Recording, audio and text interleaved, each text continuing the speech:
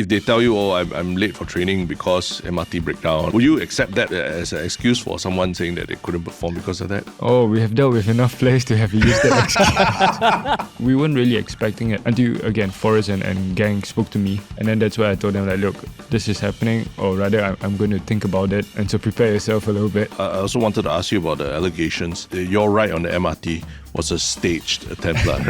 to make you more what personable. a segue, man. Terence. To make you more personable to the Singapore public, right? We need to be realistic. If we're going to face the likes of Japan, Korea, obviously we recognize that there are quite a few levels up. Obviously we go into the game with the intention to win still. But we know that it's going to be a lot harder, right? We have to find lessons in all that difficult games and all the difficult moments of the journey. Yeah. You know, and use it to make us better. Are you thinking of renewing your car insurance soon? Perfect, because I've got a tip just for you. If you're a safe driver, DirectAsia might be just the thing you're looking for. Because firstly, they reward safe driving. In fact, they're the only insurer in Singapore that gives you up to 60% off your premium if you've had a no claims discount, also known as NCD 50, for 5 years straight. Secondly, their coverage is fully customizable. If you want 24-hour breakdown assistance, just add it in. Don't want it? Just leave it out. Everything's done online, super quick and hassle-free. And if you sign up for comprehensive car insurance now, you'll get $150 in 𝗀𝗄𝗏 vouchers. This offer is for a limited time only, so now's a great time to switch. Just head to directasia.com today and see how much you could save. The link is in the show notes. And now, on to the podcast. What's up, everybody? Welcome to another episode of 𝗖𝗓, your thrice weekly podcast where we talk about the hottest news with a touch of what, Terence? Good old humor. Good old humor, man. Yeah. Today is a very special episode. Yeah. And why is it special, Terence? It's a celebration, I would say. The first time he came on, that was like we were exploring, exploring who this person was and all. Yeah. But now the whole Singapore knows him. Yeah. And you can't even miss him when he's on his way to work, right? Yeah. So please welcome back the newly instated head coach of the national men's football team for Singapore, Gavin Lee. Welcome back, man. Thanks for having me again. Yeah. Thank you. First up, on behalf of the whole of Singapore, congrats on the amazing work that you did, your team did, everyone involved at FAS did, because it really fucking made our day. Yeah. Made our year almost. Yeah. Yeah, thank you. So, some very, very special memories and emotions that night. It's just unbelievable. Oh, I thought you meant special memories and emotions from the first time you were here on 𝗖𝗓, but Comparable. Oh, comparable. Yeah. Okay. Not too far. I mean, I do want to point out, we really, I felt like, okay, like, at least we were really the first to speak to Gavin Lee, and at that point of time, there was three matches ago, right? Yeah. And I think, like, right after the interview, I was looking at my WhatsApp. I had already started to text people, in Gavin we trust. In Gavin we trust. In the lead up to all the matches, right? Yeah. And eventually, it became a Gavin, Gav out kind of situation. And so I was like, oh, we already been talking about this for so long already. And I remember during that podcast, we also talked about, the possibility of you becoming head coach. And you were very humble. You were saying that the focus now is on the games and, no commitments and all whatsoever. So, I mean, between then and now, so much has happened. Maybe you can even tell us what the past 2 months have been like for you. I mean, okay, so if we start with your podcast, right? Timeline. And then we had the India matches. Yeah. That's where I saw Terence at the bus stop. Oh, yeah. Yes, that's right. fellow public transport commuter. As we were going to the game right now, I was looking out the window, I was like, that guy looked familiar. Yeah, so then we drew at home, unfortunately, and then we went to India away and did very well to get the win. And then when we came back, to be honest, when we went to India, we still didn't know if we were going to be tasked with the November window, which was the Hong Kong game. And when we arrived back to the hotel, the airport after India, they was like, oh, Gav, we need you and the team to continue for November. Oh, you didn't know whether you would be still the interim? Yeah, because it was quite a fluid situation. Right? Okay. So the guys upstairs decided that, oh, Gav, you continue. I'm like, yeah, sure, okay. And then so prepare for Hong Kong. So we played Thailand. Then we went to Hong Kong, and at that point of time, we still didn't know what was going to happen, right? Yeah. And then obviously we got that fantastic result and euphoria and everything, and soon after we started to have conversations about the job. And obviously I had to speak to the real boss, my wife, about it all, make a few decisions, turn down a few offers in that sense. And then here we are today in that sense. But I mean, you must have felt that everyone was, almost everyone was overwhelmingly in favor of you being the coach. How did it feel with that, understanding the whole 𝗀𝗀𝗀𝗀 thing that was going around? What did it feel like? Did it feel good, like reading that? To be honest, I wasn't so much in the loop. I try to stay out of social media as much as I can. Okay.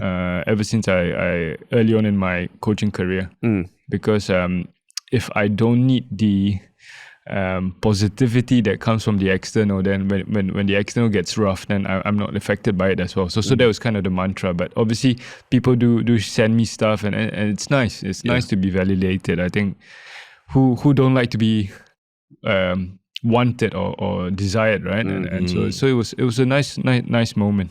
Yeah. But what did it affect your decision making in this whole process as well? Like how generally everyone was so enthusiastic about you being the coach. Did it make you fire you up and say, yes, I want this job? Well, it's more of not their support for me, but it was more of the support for the team, and how much it meant to the people to see the national team qualify. I think that experience, that those kind of situations were more of the driving force, if you ask me. Because when we were preparing for the Hong Kong phase, and then you hear that 2,000 fans are flying up to Hong Kong, it was like, wow, really? So that was quite nice, because at the same time people didn't know that we were going to qualify, right? So it was kind of, they took a chance on us. They had faith in that we were going to do something. And those kind of actions are quite special to me. And that probably played a big decision, or a big factor in the decision making. But at the same time, it's Asian Cup. Asian Cup is a fantastic competition, right? And this is something that a lot of us want to be part of, and so those are very important factors, if you like. But I mean, did the reaction of Singapore in general after you qualified, did that surprise you? Because I mean, you just said 2,000 fans going up. Sounds like it was a surprise to you. What about everything else that happened after that? It wasn't a surprise because so if I just give a little bit more context, right? Like with our current group of players, we did a lot of hard work with, or rather, I've engaged the media team a lot, and we've done a lot of work, and they've supported this messaging bit where I think we have a generation now of not just players, but in general people in Singapore that have not experienced the past success that we are fortunate enough to see, like the AFF, the Tiger Cup, and so for these boys, they don't really know what Singapore football was like, or the impact that's possible. So we were trying to share those messages, share those videos of, because AFF, I think 2014 when Singapore won, when they came back, the airport was full, and then there was an open bus parade at Orchard, and so that already shows that people in Singapore do care, and they want to support the national team. We just need to give them a reason to, and so I wasn't surprised, but the question is, how can we get back to those days in that sense? How can you get people? And I thought when we saw that people coming to Hong Kong, and that was like, that might be the first step towards this whole messaging. And then when we did arrive back to Singapore, that the numbers weren't as big as the AFF in 2014, but it was still fantastic, right? Yeah. A couple of hundred people in the airport, and so hopefully that would be more meaningful now for this new generation of players, and to hopefully use that as a stepping stone to pursue more in that sense. A lot of the discussion during that whole period was like, should FAS pick Gavin Lee as the head coach? But actually the question I did want to ask, and I preface all this with the fact that I really was hoping that you become head coach. But the question I did want to ask you is, should Gavin Lee pick the job? Should Gavin Lee be the head coach? Should he want to be the head coach of FAS? Because you spoke earlier about thinking about the different offers that were coming your way and all. I mean, can you walk us through the thought process? Because a young coach with success at the national level, I'm sure there are definitely offers on the table to, go to international clubs where there's more regular fixtures, more regular day-to-day work with players and everything that, will really engage you, as opposed to, the national team where you only see them every few months, right? Was there a consideration for, how your career would develop if you took up this national coaching role versus a international club role at this point? Yeah, so there were definitely a lot of conversations, not just with my wife, but my mentors in that sense. So various people I spoke to, even Coach Ogura. So I spoke to many people, and ultimately I just asked myself the fundamental question, right? Like, why am I coaching? So because a few of the decisions if I've made, or a few of the paths that if I've chosen, it's more for the CV kind of route, right? But I've always been one to improve myself as a coach, right? And I thought that this opportunity here with the national team would challenge me in many different ways that maybe as a club coach I wouldn't get those kind of opportunities. If that makes sense, like dealing with media, right? There's no job that would deal with media as much as club coaches, and so this was another aspect I wanted to improve in myself. Right? How do I communicate? How do I speak with external stakeholders in that sense? But at the same time, Asian Cup is such a fantastic tournament. You're going to play against much stronger teams than what we are normally used to. Yeah. And so then how do I prepare the team? How do I shape the narrative? How do we get people on board? And that challenge I thought was very useful for my own coaching development. And so yeah, those were the kind of things that I weighed in the thought process. But that's right. There must have been a sacrifice in terms of even like the more tangible things like compensation and things like that as well, right? Because we are talking about big international clubs and things. Okay, that money is always important, right? Okay, but I'm fortunate enough that money is not the most important thing now in my life, as well as my family's journey right now. So the football project was always the most important thing, right? So that made that decision a little bit easier in that sense. I see. But so it made it easier, but was it still a tough decision, or was it very clear from the start that this is your calling? Yeah, once I reminded myself why I'm coaching, right, then the decision was very easy. But just to play devil's advocate, because again, I prefaced it saying that I really wanted you to be coach. But wouldn't it, if you spend like a couple of years on the international circuit and everything, you can always then come back as the head coach, the return of the prodigal son to the football team, right? Like, why now, in the next 18 months and in a lead up to such a big tournament, why risk, in some sense, risk a reputation on this tournament where you'll be playing with much stronger teams, and Singapore could, the results could actually look pretty bad for Singapore at some points. No, fair points, right? But again, I went back and asked myself a few things. Like, okay, first and foremost, I don't take anything for granted, right? That just because you go abroad, you're going to come back. There's no guarantees like that in life. So that wasn't even a conversation in that sense. The other driving thing was really the relationships, the bond that have grown with the team, and how much how I saw this Asian Cup meant to these players and stuff, that really triggered me. It really brought me closer to the whole idea, the whole project, and that's why like our agreement with Forest and team is okay, just to the Asian Cup, right? That's our project. We want to do everything it takes that's possible to prepare us as good as we can to arrive at Asian Cup, and after that we evaluate again. Right? Okay. So that was quite clear from the get-go. So what was that one defining moment for you during this run? Like, was there a point where you cried tears of joy or anything that you really remember as like, wow, that moment? So okay, if I just walk through the timeline after final whistle, right? So after final whistle, I turn around and I see a big man running towards me. That's Farah, right? And then he was grabbing me, and then all the other stuff came and grabbed me. And then at the time, I didn't really know what's happening, right? Yeah. Then I just realized that, we actually qualified, right? So obviously then that slowly sank in. And then we went on the pitch and then you can see players crying. And that and then the moment that I probably won't forget, and I'll embarrass Haris a little bit by saying this, but like when I hugged Haris, we both started crying. But you continue hugging while crying lah. Why did the tears flow for both of you? I think for him, I mean, okay, if we look at recent years, I mean, the narrative for the national team hasn't been the greatest, right? So he being the leader he often took a lot of took the brunt for a lot of things. Yeah. And this was probably going to be his last Asian Cup, possibly. And so he has never played in the Asian Cup, but we all have not qualified based on merit, right? And so for him, it was extra important.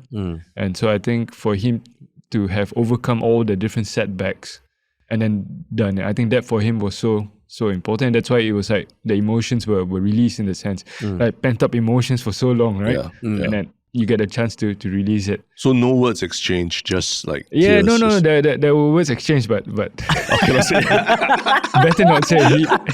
He will kill me. No, but then my emotions was a reaction on his emotions. And the other players, right? And so those were just some. It's amazing. I mean, it's very poetic also, right? Because I remember you told us that your decision to stop pursuing life as a footballer and go into coaching was when you looked at players like Harun, who you who you were training with, and realizing that they are at that level. Right. So it almost feels like a Nike commercial, like as you're kids, then boom, then as adults, like both still working towards their goals and dreams. Yeah, I guess it can be a nice Netflix show. Exactly. just like our football, we often like to concede first and then our hero's arc begins. But sometimes you cannot write the script. It is what it is. Your decision, like you said, it was very clear the moment you thought about why why you started coaching. Is there also a part of you thinking that you've built on the work that Coach Ogura did, and you have seen them through these 3 games, and it's almost like your responsibility to see it through to the end, in that sense? No, in a way, because the job is not done, right? Like now we've qualified, then it's like, what's next? And for me, at that point, it was like, if the federation, if the organization thinks that I'm the best guy to help with this, then it's like when the country comes calling, you don't say no, and that was something that I was quite aware of as well. And it's not just responsibility to the country, but responsibility also to the staff and the players, because again, without them, we won't be there where we are today. And then I will also not have all this attention I would have today. Right? I'm sat here in front of you, but I didn't kick one ball, right? I gave that up long time ago. So it was the light of the works of the players and staff that really got us here. I mean, we are talking a lot about the happy scenes up to after the final whistle, right? But I mean, watching back the highlights of the India game, the second India game and the Hong Kong game, I mean, Singapore conceded relatively early, first 15 minutes of the game. In both of them, like after conceding, what was going through your mind? Like, was it just like, okay, we just stick to a game plan, or like, I mean, I was watching from a little village in Japan. I was watching the stream of the Hong Kong match, and when Singapore conceded, I was like, oh my God, like, it was very late at night as well. So I was like, oh God, like, do I stay on or what? But, I'm glad I did that, right? But I'm sure for you on the ground, what were you feeling whenever they conceded? And in those 2 matches, especially when we conceded first, was it anger, rage, or what was going through your mind? I think, first of all, the misconception is always that I don't feel anything like that. Because you're like Mr. Cool out there. But inside, okay, it really depends on the circumstances. I think the manner in which we perform in the first half in India was very different from the manner in which we perform in Hong Kong, right? So that's why even the halftime team talk in both games were a little bit different. I think in India it was, first of all, a little bit of there were a lot of question marks, like, oh, why are we performing like this? Right? Like there was a little bit unlike us, because there weren't any signs of us. We weren't training badly, we weren't behaving badly in that sense leading up. So the first question is why, and then obviously then I tried to to zoom out and see more tactically what's going on, and because a lot of times things that happen on the pitch are just expression of tactics. So for me, it's just identify the problem as quick as I can, and then especially after we concede, then the question is like, oh, do we change anything? Do we continue? Depending on context again. And then in Hong Kong game, it was a little bit different. I thought that we were doing okay, largely, and it's just one odd moment where we didn't defend our box well enough. And in international game, you get punished like that. But in general, there wasn't a need to change much in that sense. So and that guided the halftime team talk in both games. I see. But the introduction of Fandi, I mean, a lot of people said like, in the Hong Kong game, the introduction of Fandi was the master stroke that won the game, right? What were your instructions to Fandi as you got him in the game? Without giving too much secrets away, right? Sure. So obviously tactically we were prepared for Hong Kong to play us in a certain way, which they did, or defend us in a certain way, and then we knew that if when we do bring Ilhan Fandi on. With a slight tweak in our formation, and that would give them a little bit of a problem. But we didn't want to give them too much time to be able to react to what we did. So it wasn't like we don't show hand too early. So we wait a little bit, and then kind of you feel the right moment, and then he came in, and then okay, he go and do what he do, and everybody is wowed and surprised, right, by the goals and the assists he made. But for us, it's like, that's just another day with Ilhan. Another day with that's his quality. And so it's about us as a team. How do we which situations is ideal for him where he has enough space and time to go do what he do, so. But just now you mentioned that in international games you don't pay attention, you get penalized, right? But isn't that like football in general? Like what is different about international games versus club games? Well, at international game, you would assume that the players on the pitch are the best players the country possess, right? Club games, it might not be necessarily the best local players involved. Okay, obviously you got the foreign players, etc. So international game where you have the best of the best in a sense, then the individual quality might be a little bit higher. And I used might because again, if like for example, 𝗬𝗎city Sailors, they've got fantastic foreign players, right? So but when you give good players that extra space and time inside penalty area, then you often will get punished. I see. Okay. So then that's on the field, but off the field, even life has a head coach, right? I mean, before we recorded, you were telling us that the next time you'll see the players will be in a few weeks or even a few months' time, right? How do you then manage that? And what is all the work that goes in between time with the players? Yeah, international football is a little bit different, right? International football probably give me a little bit more space to see you guys. If I'm a club, no chance. On the rare off day, I'd rather spend my time with my wife than you guys. We'll come and visit you. We'll come to where you are. Sure. No, but so the next time we'll see the boys is in March, right? So obviously after every window, we'll be evaluating what we did. And because we got a lot more time, then we could do a deeper dive into our process, about our plans, how it turned out, and then we'll ask various questions in all the different departments. So not just football, but also, okay, how did we travel? Our logistics, was it good enough? Was the makan good enough? Stuff like that. And then at the same time, we're also planning for the next window, right? Who are our positions? Are there any travels involved? And then on the football side, we've got to look at it, the analysis bit. Okay, what trainings do we want to do? And then while all of that is happening, then we are still continuing to monitor and track the players, right? So all the games in Singapore, we'll be watching it, and then the players overseas will be watching their games and stay in touch with them. So yeah, there's quite a fair bit going on. And how do you maintain like the team morale? A big part, like the great thing about the Singapore team now, and like including the players, the management, everyone feels like, wow, this is one solid team. But when you go away for a few months, like do you all have like Zoom calls at night, to maintain the rapport and all? That's a tough one. I mean, and that's why we try to stay engaged with our players, right? But they're all busy at their clubs as well. So we have to connect with them within reason also, and so that's difficult, and that's why when it comes to international football, I think off the pitch, the messaging is quite important. The narrative that you want for the camp is quite important. And then how do we start the window? What messages do we give? As soon as we can, How can we get everybody going again? So those are the kind of things that we have to try to do to mitigate this period of absence. But it's nothing like you do like Ted Lasso kind of like bake cookies or anything for everyone to teach and all that. Not yet. Not until my baking becomes. I mean, I bet if you wanted to bake, you'll be as analytical as you would be with coaching, lah. I've tried. Oh, you've tried. But the passion is just not there.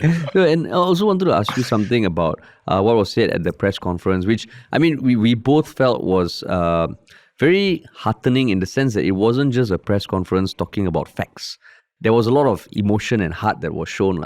But one thing that Forrest said about how the process, there was a lot of brain work that went into it. There was a lot of analysis and consensus that was achieved. But at the end of the day, he said it was a decision more of the heart than the head. And I was thinking, wow, wonder what Gavin feels like when he hears this. Because, I mean, I totally can understand where Forrest is coming from. But because to preface, I also really wanted you to be head coach and we're both super happy. But how did it feel hearing that, and what can you share about that whole process? Because he mentioned that you aced the interview, the audition of ultimately achieving results, right? But what was that whole process like, to whatever extent you can share? I mean, to be fair, Forrest and the team, right? They have been with us every step of the way. So they're quite connected, quite close with us. So obviously they would have probably seen our work. Me and the staff, what we do, how we do, and our interaction with the players, and so if you like, I guess that was the audition in itself. Although we weren't auditioning for the job, right, to begin with, and then obviously we managed to play football in a certain manner. People are getting on board, and performances have been decent, and the results followed. So probably that helped to make the case, I think. But yeah, I was fully aware that they were looking for their candidates, and rightly so, right? But ultimately they decided, they made a decision, and like I said, here we are today. Yeah. Was it surprising how, I mean, for us watching, the press conference was very refreshing. I don't think I've attended or seen another press conference announcing a new player or whatever, where everyone is really sharing very honestly about their thoughts and the whole process as well. Were you briefed that it would be so transparent that way?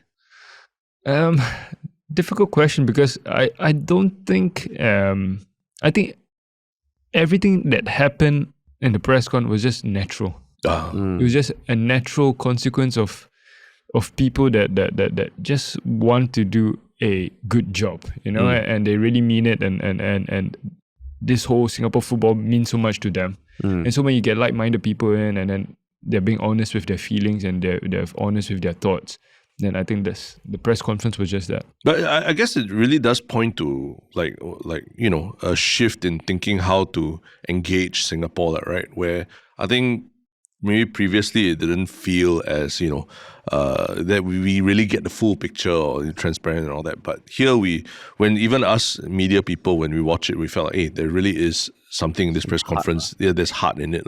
I mean, your parents being there as well was a super, super nice touch as well.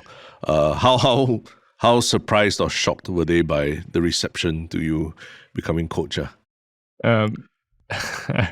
Well, I think like every parent said that they're proud parents. But I made a joke. I said like, they go, it's like the UTR scholarship. It's like I'm getting my scholarship. But EduSave presentation. EduSave presentation. So, but no, I think that they're just very proud, and they did some interviews as well. We saw. So, but they're very uncomfortable with all of this. Uncomfortable. Okay. With the media attention. With the media, and but I think it's all good. It's all good. But they had to foresee something like that coming, right? Given the run of results that you're having. To be honest, when they speak to me, I was just they are looking for a new guy. Right? So that was consistent throughout, and so we weren't really expecting it until again Forrest and gang spoke to me, and then that's why I told them like, look, this is happening, or rather I'm going to think about it, And so prepare yourself a little bit. But prepare yourself in a positive way, or prepare yourself for the media attention. Prepare yourself in a positive way. Okay. But that if you say yes, the media will definitely want to talk to them. Okay, I didn't know the media would want to talk to them, right? But I do see the angle of it. I do see the nice story out of it. But I guess they were happy to, right? Happy to talk about the son. Yeah. I guess prepare for. I mean, because being the national team head coach, I mean, now we're talking about it in a very positive time. Yeah, that's the preparation I was referring to. Yeah, if things go south, and we hope it doesn't. I can imagine people not being the kindest. Yeah, no. So I think they have been with me through this journey. So since I began at Tampines, right? Yeah. And it wasn't all rosy at Tampines, right? Yeah. There were tough days, and the media and social media can be quite punishing. Yeah. And so they are fully aware of that. But when you are a national team head coach, everything is amplified, right? There are more eyeballs, the attention is a lot higher. So the comments will be, in terms of quantity, will go up a lot more. Right? So like they need to be ready for that. Ready. I do notice in the rounds on media as well that you are setting expectations properly, right, for the next 18 months as well. Because some people ask what does success look like in the Asian Cup and everything. But for you, like in your mind, do you think this is what I did tell 𝗲𝗲, even if Singapore loses 10-0 in the Asian Cup or something like that, to me, we've already won just by being there. Do you think that's too low a bar that people like me are setting for the Singapore team, or do you aspire to shock people more or what? No, definitely. We are going to the competition, obviously, probably the lowest ranked team, I think. And so we're definitely the underdogs, but that it's always nice with an underdog story, and that's definitely that's something we want to push for, right? I mean, we don't like to go there just be tourists in that sense. We want to go out there and show the best version of ourselves to be good representatives. And but if you zoom out a little bit, for the national team, what we want to achieve now is to sustain this qualification. So the next Asian Cup, can we be there again? Can we be there again? And then at some point, once all of this is like normalized, the qualification is, we should be there. Then the next question, can we qualify out of the group? Right? That's how sustainable progress is made. And so it really is a long-term thing.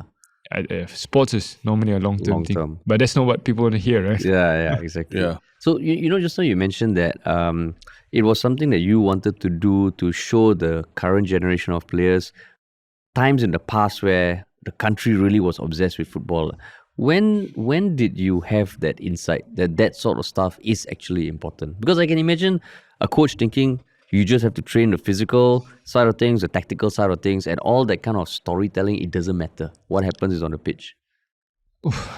I think I've learned this in my time at Tampines, where storytelling narrative is actually very, very important, because it sets so first of all, you need to have a target, which then will give you direction, right, to where you want to go. And storytelling helps you to get there, right? Storytelling helps you to help the players understand what the purpose is and the journey it will be. And so I think quite early on, like even before September window, we kind of, in my planning already, there were a few stories that we wanted to plant in. Because of things that maybe I've observed during my time as assistant to Coach Ogura. And the initial phases, I don't mind sharing, is like, how can we help the players to believe in themselves a little bit more? Right? Because I think for quite a while now, this bunch of players have been listening to a lot of noise, and they kind of bought the story from outside. Right? So there wasn't really that belief in themselves, I would say. And so the question is, how do we do it then? And that was one reason why we said, let's play Malaysia. At that time, people said, why you play Malaysia? It's such a strong team, and they beat Vietnam 4-0. But I knew that, okay, we could compete, right? And things turned out that we lost 2-1 that game, right? So it wasn't that far. And that actually helped that first step of belief, if you like, right? And so then we kept referencing that message. And then at some point, like as we grow as a team, then the next step was, how do we define success as a team? Because I don't know if you watched the Thailand game. We lost to Thailand 3-2 before Hong Kong. Yeah. So we had a fantastic first half, one of the best first half I've seen us play, right? And against Thailand, no less. And then the way we started second half was kind of the opposite, right? And then we spoke together as a team, and something I said like,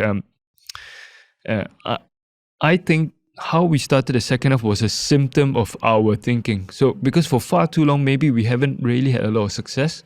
And so that moment, or with every little bit of good things we have, then we become satisfied. Then it was about reminding ourselves, look, success for us is 3 points. So we should never be satisfied until we get that 3 points. So that was the next shift or next step that we needed to make as a team.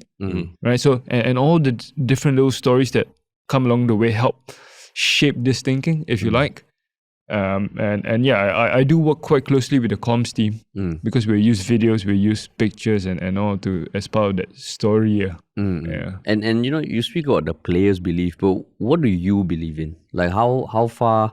Like I mean, there's of course, you know, naive optimism, like unrealistic optimism. Are you going into Asian Cup thinking, you know what, if we play our cards right, we can win it? You know, like what sort of belief do you need as a head coach, and what sort of belief does Gavin have?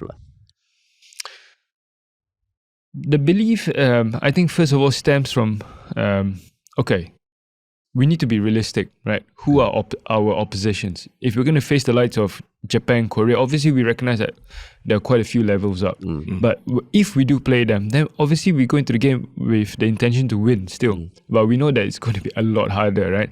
Then obviously the tactics to try to get that win might be a little bit different from if we play other teams, right? So going to every game, the intention is quite clear. We always want to find a way to win, but we know that some games will be a lot harder than others, right? And sometimes we need to be a little bit luckier in some games, right? But that don't change, and we believe that if we get things right, then there will be opportunities to win games, right? But obviously, football is football. Not everything goes your way. And sometimes quality is just quality, right? If someone is just so much better than you. But at the same time, we have to find lessons in all that difficult games and all that difficult moments of the journey. You know, and use it to make us better. I mean, speaking of storytelling and narratives and all, right? I think I also wanted to ask you about the allegations that your ride on the MRT was a staged attempt, right? to make you more what personable. A segue, man, Terence. To make you more personable to the Singapore public, right? I mean, when I saw the picture, I was like, whoa, like the biggest press conference of someone's career, essentially, right? And he's carrying his suit and taking the MRT. I was just thinking, like, why not take a Grab or something so your suit doesn't get damaged, right? But then it came out as a photo and then it just blew up and everyone's talking about it. Everyone's been asking about it. I know it's the strangest question, but yeah, was it staged? I wish I could say it was staged. Then it's like a top PR stunt, but it wasn't. It was just a normal commute to work. And normal commute to work. I see. And it blew up before you reach work. Just when I got to the office, people were already texting me and showing me, hey, you took the train. I'm like, yeah, so what? Like it's just like every other day, right? So you're going to be taking the train to future press conferences also, I guess if it's accessible, and to be fair, in Singapore it's quite accessible everywhere. Yeah. But I mean the general, I guess people, they like it that you are, feel very like one of us, right? Like the Singaporean boy, taking MRT, everything. But at some point, like just thinking about players as professional players and all, if they tell you, oh, I'm late for training because MRT breakdown, or like I'm very tired walking from the train station to here, that kind of thing, would you accept that as an excuse for someone saying that they couldn't perform because of that? Oh, we have dealt with enough players to have used that excuse. Yeah, so it's just learning lessons, right? That look, if you're a player, then obviously you need to leave earlier. You need to try to mitigate for unexpected things. But at the same time, we also, as coaches, we do respect that everybody is human, so you will make mistakes, or you will come late, as long as you're not intentionally doing so. If you give us heads up enough, if one time, okay, we will live with it, kind of thing. But for me, it's no problem taking the train. I like taking the train because I get to read. That's my reading time. Right? So if I don't take the train, then can't read. So yeah, you heard it here. It's not staged. It's not staged. But I get the reading thing, yeah. Otherwise, it's tough to find time to read or stuff like that. And you can zone out because you looked quite like you were zoning out on the train and everything, and just concentrating. Well, I was zoning in because I'm preparing the speech for the press conference. Zoning in. Normally I'll be reading, but for that one I thought like, oh no, I need to practice my lines and all. Makes sense. And I mean, like going back to the prep that you mentioned and the analysis that you're doing now, you mentioned even stuff like the lodging, the makan and all, right? Yeah. So, I mean, what are some of the things that you want to focus on that you think needs to change, and what are things that have changed over the past year that you think has resulted in whatever momentum has been built? So ultimately, the most important characters are the players. Yeah. Right. So we want to give the players the best environment for them to go and do their jobs. Right. So like I often stress to the staff, like our role is secondary to the players because they're the ones that play, right? And our job is to really give them a platform where they've got everything to succeed, everything to do their jobs, right? And so in every department, from the makan, from the travel, from the drinks and doing training, we want to give them the best so that they can go on and succeed. And so we try to scrutinize, try to evaluate everything, see what can be better, and try to improve things, obviously within reason. And just to make their life a little bit more comfortable, but not too comfortable at the same time. Yeah.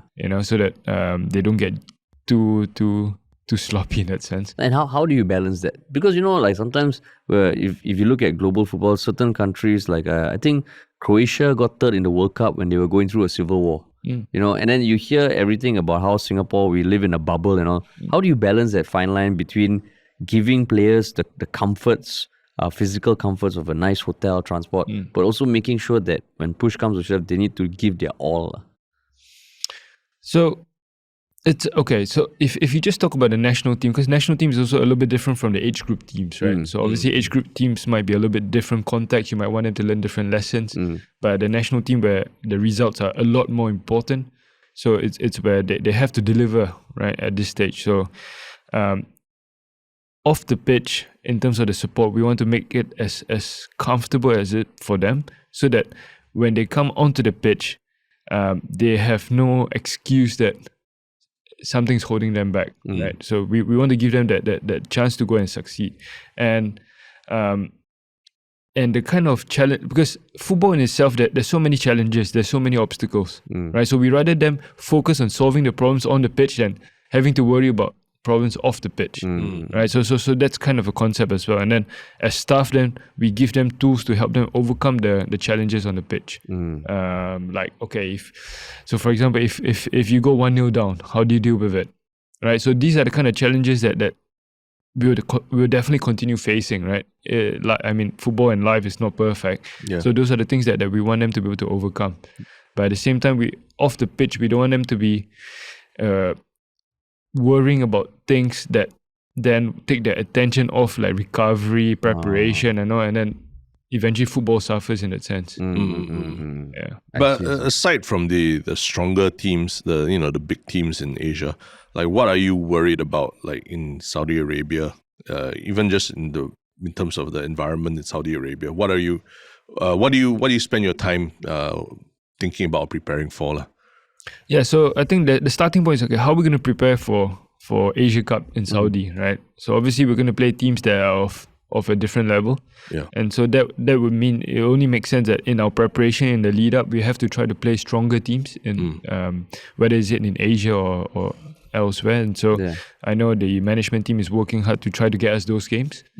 And then when we do play those games, then how can we become comfortable with this discomfort? We need to be comfortable in this kind of difficult moments, because every game will be tough now, or every game will be even tougher now. Yeah. Right. So can we be comfortable in that? Because when we are comfortable with discomfort, then we can overcome challenges a lot easier. The moment we are like, that's not for me, then we won't be 100%. We'll give up, and that's not what we want. Right. So in this journey, this is the games will be there to help us, not just in terms of football tactics and stuff like that, but it's also this brain state. Can we normalize this discomfort? And you say discomfort in terms of playing opposition that are a lot more experienced, a lot better. A lot better, a lot stronger. Even the climate and everything, is that a So consideration? in terms of that, then, there will be a window where we will try to be based in Middle East or at least in Saudi itself. So that, you can dry run things, get used to things, your logistics, your hotels, the temperature and stuff like that in the lead up to Asian Cup. It's really like planning this very big, like almost like army mission like that, right? I thought you were going to say wedding or something. Oh no, wedding is destination wedding.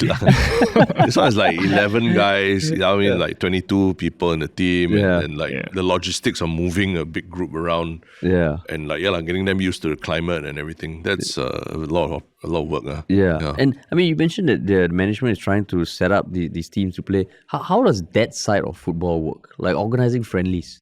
Because I'm guessing everybody would want to play like the best teams and all. What is that structure like? So normally you have federation talking to federation. They'll be planning ahead. Then they'll be calling each other, look, are you free this window? Do you want to play a game? Yes or no? Home or away? And then you work out the arrangements and stuff. So, but traditionally you get teams trying to only play with teams similar in ranking or higher.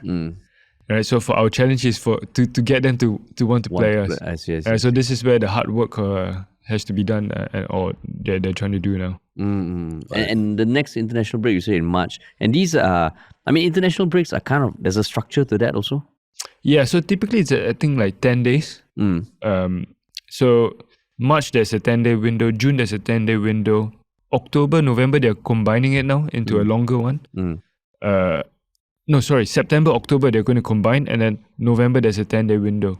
So instead of 5 in a year now, you've only got 4 with one extended. I see. And then if you have got qualifiers, then it will fall into one of these windows. If not, then you can play friendly games or not. It's up to you. I see. And this is aside from the break between seasons also, right? Yeah. Like in June, there's a full break, but typically players will be off at that point or something. So normally they'll have a break after the June window. I see. But this year, because you have World Cup, right? Yeah. But after the World Cup, we have the AFF, the ASEAN Championships. Yeah. So that's another schedule we got to manage in all of this. I see. Are other national team coaches also facing the same challenges as you, or are there a lot of the problems that we have? Are they unique to Singapore? Or? No, I think it's quite universal, this problem for all national team coaches, because you don't have a lot of time. And then you're always trying to look for oppositions. But again, if you are in a certain qualifier, then your games are pretty much set. If not, then you're looking for things. Okay. In the alternate reality, right? If Gavin Lee was not the Singapore head coach, right? Where would he be now? No. Yeah, now, like... Yeah. I don't know, somewhere else. Well, I don't know, might be at a club overseas or something like that. Okay. Is there any particular region or what that interests you in how they run things and all? Well, a coach is like a player. You always want to test yourself, as we say, overseas, right? But for a coach, then we have to look at different things like, okay, what's the project? What's the support like? What are the goals of the club, etc., etc. And so it really depends on these kind of conversations before you do decide where you want to go, or if you have the luxury to choose to begin with. Because it's not always you have choices. You know. And I know you've mentioned either in interviews or even with us that previously you have sought coaches out to kind of study or understudy, and I think I saw one clip where you're talking about at one point you wanted to learn more about periodization. Then you saw a coach talk about it, you reached out and you just tried to learn that from him. Is there anything specifically right now that you want to focus on to get better and level Gavin up? Oh, there are many things, right? Because first of all, then we need to define what coaching is, what are the different facets of coaching, and then obviously evaluate myself based on in each of this matrix, and so I'm quite clear with quite a few things, right? So for one, I want to manage myself better, because again, I say people often see I got no emotions, but in here it can be quite chaos at times. And so if I can manage that a little bit better, then my coaching will be a little bit better, and that players will benefit.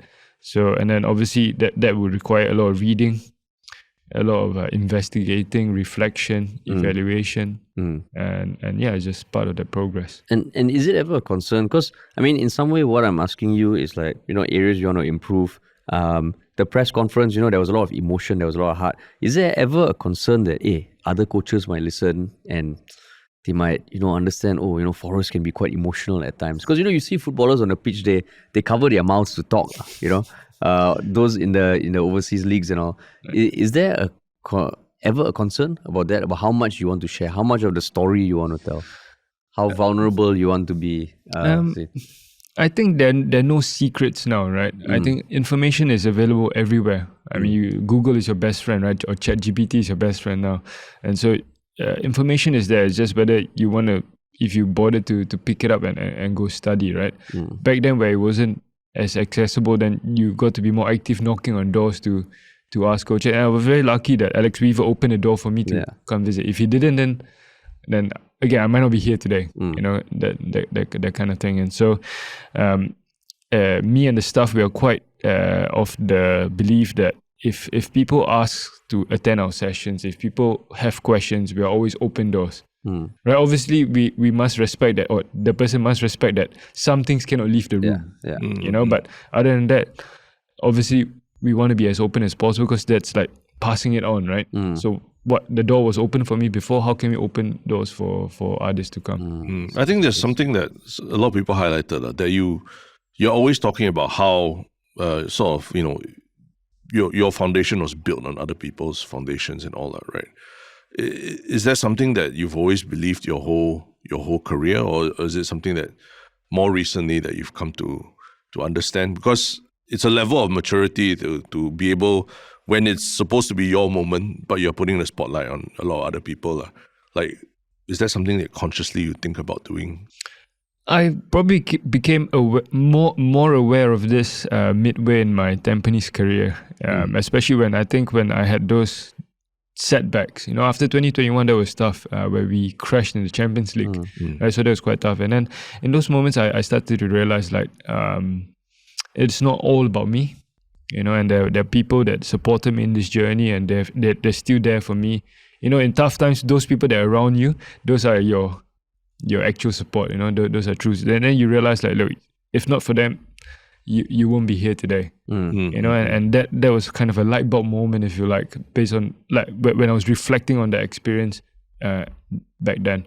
And then I became more conscious about how I can behave, so that hopefully I can open doors for others in the future in that sense. Yeah. I mean, it's really nice, because like hearing how you show clips of like how the previous Singapore Lions teams, how the kind of reception they had. You're kind of reminding people that whatever we're doing here in Singapore football now is not like an isolated thing. Like, it's building on the history of our forefathers and everyone before as well, right? Because football is an infinite game. National team football is an infinite game. Right? There's no real like destination. There's no end point. Right? So like, even if you qualify for something, then it's like, what's next? So it's like, just, we have to keep playing. We have to continue progress. Yeah. And I mean, the folklore of football is very powerful also, because I think both Terence and I can remember the lyrics of the Dream Team song. In 1994, where they were all singing horribly, but the lyrics and all stuck with us. So, I mean, like, over the past 2 months since we first met you till now I would say you're like a household name. People are spotting you on trains and all. You got interviews lined up left, right, center. How has it been for you? Because you strike me as someone who maybe doesn't need to be in the attention all the time. You're always, highlighting other people. Has it been very overwhelming for you? Or is it just part and parcel? Well, Coach Ogura taught me, like, okay, it's part of the job. It will come with it, right? He gave me a heads up, to be honest, and yeah, it's the nature, because I think it's not so much the person, it's more of the role, right? It's not so much about Gavin Lee, it's about the head coach of the national team. So the head coach of the national team will often get the attention, or will naturally get the attention. right? So it's more of the role and something that I must respect, because this role is important because of the importance of the national team for the country in that sense. So do you still go to bed like peacefully, or at night you're on like there's a lot more to think about? No, it's just normal. Nothing changes. Nothing changes. Sleep early, wake up early, work out, go to work. But now your Instagram, like you're getting a lot more DMs for like suit sponsor and all this kind of things. Suit sponsor. Not yet. Influencer life. Correct. But I mean, so like, are you going to be taking a break in December? Do you have any chance for like a break to, like let all this set in? Has it all set in to begin with? Not yet, if I'm perfectly honest. I'm going on a break with the family in December, and I think during that time where I've got a little bit more space, then you can probably reflect a little bit more on the whole experience now. Because even all these media interviews is part of the experience. Yeah. Like last night I was on the newsroom. I've never been in a newsroom in my life, right? So these are things that you're taking from and learning from. Yeah. I mean, we hope to be there along the way lah. All the milestones, please, come on 𝗿𝙗𝗏 and share like your thoughts and experiences. Yeah, anytime you want to come back, you're more than welcome, man. Yeah. For sure. Yeah. And I mean, what are some of the things in the near future that we can look forward to? When is the next? There's a game against Bangladesh that's still be happening, right? Yes. That's when. So that's on, if I'm not mistaken, 31st March. Okay. Right. So then we are also lining up a friendly game before that to prepare for the Bangladesh game. And then after Bangladesh game, then we've got the June window. And then obviously you got the ASEAN Championships after in the coming 6 months. So what do you need the Singapore fans to do between now and the Asian Cup? Yeah, for those who have already supported us in this journey, continue supporting. Road will be bumpy. Even more so, we need the support. For those who haven't supported us yet, get on board. We need all the help we can get, and so that we can make a big push for Asian Cup. And how can they support? Like where do you want to push them to? The Instagram account or the website? Obviously all the social media platforms are available. Yeah. You can just walk up to 𝗙𝗏𝗏 as well and come into the office. I'm sure people will help you. But yeah, come down for games, come down for SPL games as well, or even just support youth football, whatever it is. Everybody's contribution eventually will help the national team, because I really do see the national team as a consequence of the efforts of everyone in the country. Yeah. I think there's something you said in your recent interviews where, it's not just about the national team, but it's the whole footballing ecosystem that is supporting the national team. And if we support that ecosystem by, it kind of supports the national team as well. No, yeah, for sure. So again, that's something people often forget, right? Like I'm sat here in front of you, but the work is done by how many hundreds of people in the federation, so it takes really a whole village to help this national team. And you've also mentioned that even for yourself, your PE teachers played a part in your journey, right? Yeah. And I mean, in some way, like if you're someone living in in your apartment and some kids are playing downstairs football, if you're thinking of calling the police, just wait 10 minutes. Just pickleball. If it's pickleball, can call it. Football, don't call it. No, but I mean, I think just like, because when I heard it, I actually thought, actually that's true. Everybody plays a part. Parents, friends, and all that. Just the culture of football. The culture of football. No, okay. On a bit about teachers, right? So this is soft spot for me, because obviously, like you know already, I was in the national youth teams right then, and I struggled to cope with both, right? Football and studies. So if not for the teachers who put in extra effort to help me, I wouldn't have made it. So even when I did my A-levels, I was struggling, and they really helped me. So teachers are such an important part of the journey of everyone. Awesome. Wow. It's like a non-stop thank fest. Yeah. Thanks to everybody. Thanks for you. You get a thanks. You get it. No, but I really appreciate that about you. And seriously, we could not be happier for you. For you and your team, the players. It's really been an amazing thing you all have done for Singapore, and we are so damn proud. Yeah. Thank you. Yeah. Thank you very much. Now we just have one thing left for you to do, which is to answer the question, what is your one Shiok thing? Yeah. I know you mentioned that, being the always prepared coach, you actually were thinking about it on the way here. But we will still go first to give you a few more minutes to think through. Terence, you have your one Shiok thing. Yeah, I mean, in the spirit of supporting our local acts and everything as well, one of Singapore's brightest young musicians, 𝗬𝗫𝗪𝗀𝗀, has released a new song or video called Black Lotus/Spirited Away. And I think what's really interesting about her is that she's always it's not just about the music, but the visuals in the music video that she co-creates with the director or whatever, but she always manage to look like I don't know where it's filmed. Like it could be out of Singapore, it could be in Mars or like a space station or something. She manages to find some location in Singapore to do all this. And in some way, it kind of like, when I watch someone like her having her success that she has and, still operating out of Singapore, but managing to look bigger than coming from Singapore, I think there's a lot that we in the media or even sports also can learn from that. So yeah, that's my one Shiok thing. So it's a later song, is it? I believe so. Yeah, it's like two songs like pieced together for a performance video, if I would say. Yeah. Wow, cool. That she hasn't released something for quite a while. She has. But I think she was in China for a while and came back. True. But now I think she's sort of like coming to her own again and creating what I think she was very popular for last time, like very up-tempo dance tracks with very, very beautiful visuals for music videos. Okay, cool. My one Shiok thing is, you all heard of the TV show The Pit? Yeah. So I've I wish I could see. You wish you could. So I mean, it's a TV show that I know got a lot of awards at the Emmy Awards recently. So I was thinking, actually, if I get a chance, I will give it a go. And on the plane back on the way from London, I watched one episode. So the premise is damn interesting. It stars Noah Weil, who I think was famous for being the actor in ER.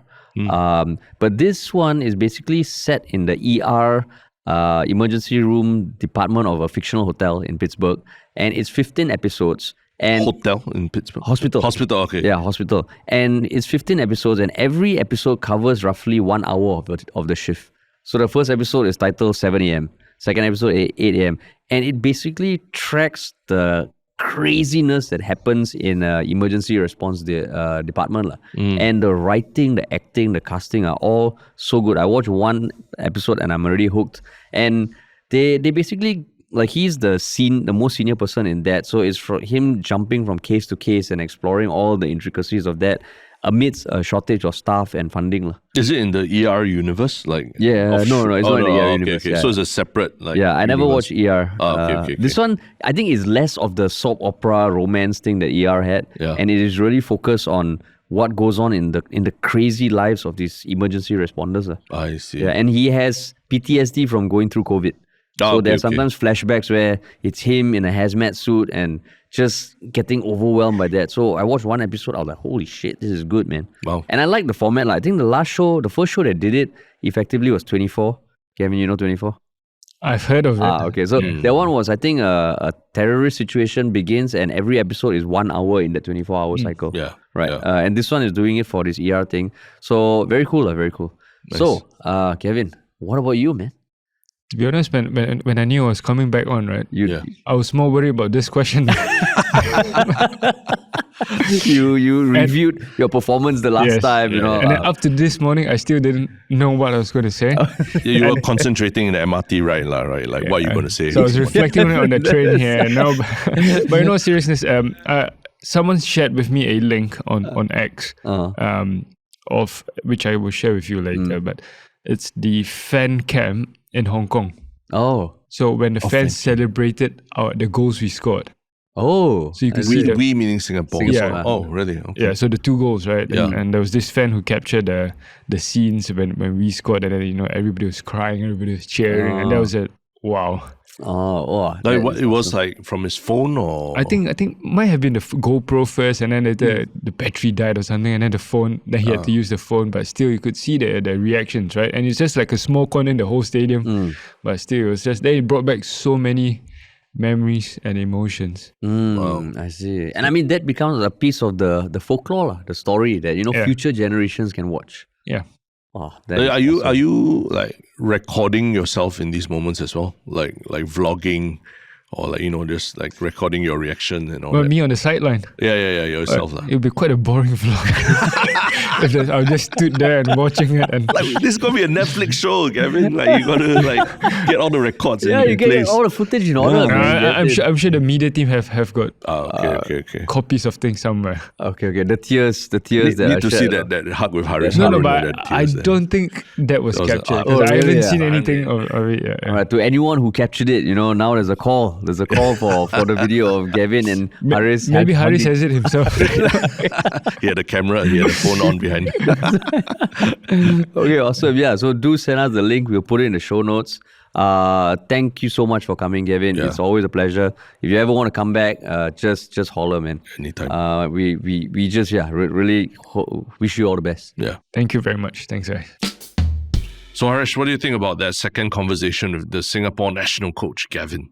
Feels like I don't think there was ever self-doubt in his mind, even when he was interim coach. But feels like he is the head coach now. Yeah. It feels like he's embraced it, he's internalized it. And maybe it's also because he's doing more interviews now already. Yeah, more polished already. More polished and more comfortable. More comfortable. Yeah, I think that's the big thing. He was more comfortable even in this conversation compared to the first. Yeah. And I think that there's...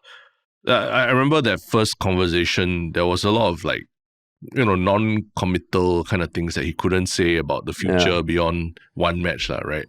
But now you can really hear him talking about the game plan for the next year and a half or even beyond. I think that's the liberty that's been given to him as like the official coach now. Whereas last time he really could only answer for what the next game would be and what tactics he would have. But now he's thinking long term and really... I thought it's really sweet when the moment he talked about how when he cried when he hugged 𝗲𝗲 Harun. I was like quite touched at that moment myself, right? That it's really a story of like two people around the same age range in pursuing something in parallel to each other, and it means so much to both of them. They were parallel with each other when they were youth players. Yeah. Then they diverged, and then now parallel again. It's just a very heartwarming conversation with a heartwarming guy. Yeah. And I mean, for me, the thing that stood out was when he said, when faced with the decision to go overseas or be the national coach, just reminding himself why he started coaching. And I thought that was like, I mean, you see that in everyone's life when it comes to career, when it comes to anything you're pursuing and all. Are you doing it just for the prestige, or are you doing it because of what really matters? Yeah. So I was like, wow, for him to do that, because you can imagine the compensation, whatever, for overseas clubs would probably be better. They will cover your accommodation, migration, your family. It's an adventure. Yeah. But no, he chose to stay home. Yeah. And I think, maybe even on the flip side, like asking 𝗲𝗲 Harun, like why he was crying. Then he'll tell you it's because Gavin, we know his journey, how long he's been on this journey and what it meant to him to be here. So Gavin thinks he's crying for 𝗲𝗲 Harun, but 𝗲𝗲 Harun maybe crying for Gavin. That's true. That's true. They never know. But I think for him, like I think the press conference and even now his media appearances shows a level of maturity that even for a 35-year-old person, it's like wow, like it takes something special to get there. And so like really humble. But not to the point where it feels like there's something off. Right? Yeah. Even when you're asking him about the staged MRT thing. So how now you convince Terence? Clear the air. I say it's allegations online, not from me. I can totally, after meeting the first time, I can totally see him as someone who takes MRT and all that. Right? Like he carries a backpack with him to work and all, right? Yeah, and now probably will still carry on taking the MRT. Yeah.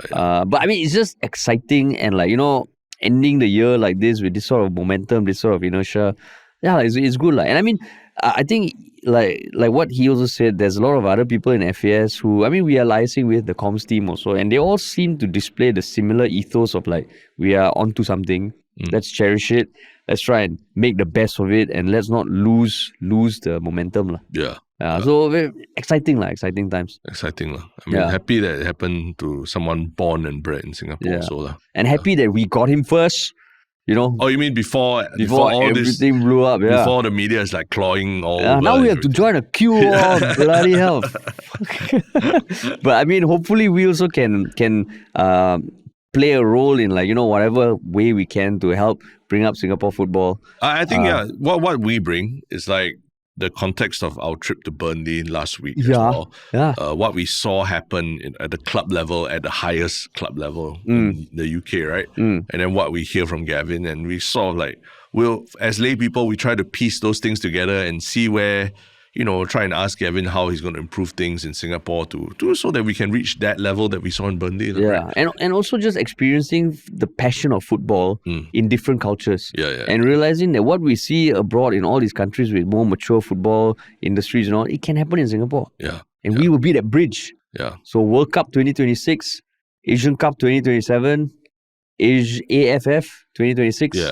So exciting times, man. So do you envy Gavin for the position that he's in now?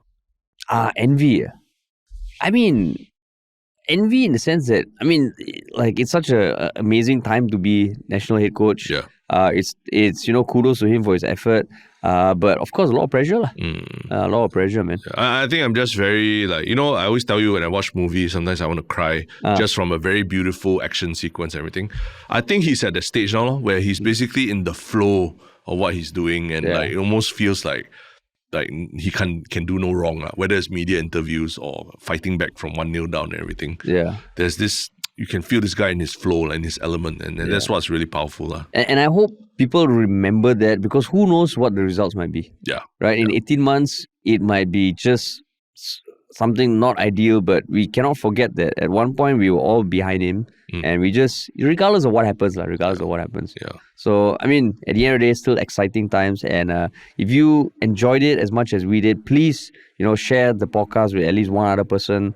There's a lot of exciting stuff happening in the football space. We also have a lot of content that we filmed in Burnley that will be coming on our social media, so you can follow us there: Instagram, TikTok, Telegram, and Reddit, and our weekly newsletter, 𝗀𝙁𝗍𝗵𝗶, where we consolidate our one Shiok Thing. So all the links are there just in one email. And if you want to work with us, email us at contact@ministryoffunny.com, or just go to ministryoffunny.com to see everything we do, and to also find a little contact us page there. Sweet. Awesome. Thanks for listening, everybody, and we'll talk to you all very soon.